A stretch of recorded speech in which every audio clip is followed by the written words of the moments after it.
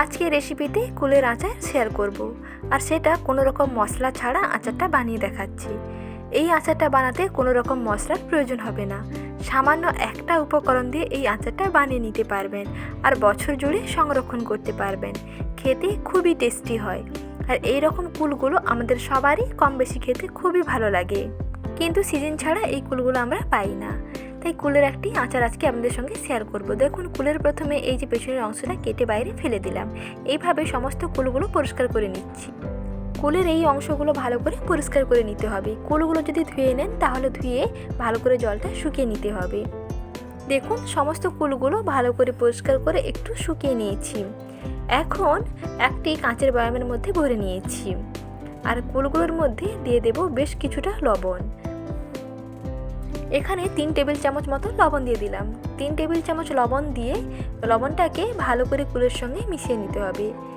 বয়ামের মাথাটা লাগিয়ে জারটাকে একটু ঝাঁকিয়ে নিলেই দেখবেন নুনটা কুলের গায়ে খুব সুন্দরভাবে মিশে যাবে। এই দানা দানা নুনগুলো দেখবেন আর দানা দানা থাকবে না, এগুলো জলে পরিণত হয়ে যাবে।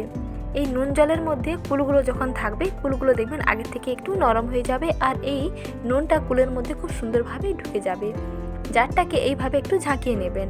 তারপরে এই জারটাকে প্রায় 2 থেকে 3 দিন রোদের মধ্যে রেখে দেবেন। দেখবেন নুনগুলো খুব সুন্দরভাবে গলে যাবে আর কুলগুলো আগে থেকে নরম হয়ে যাবে।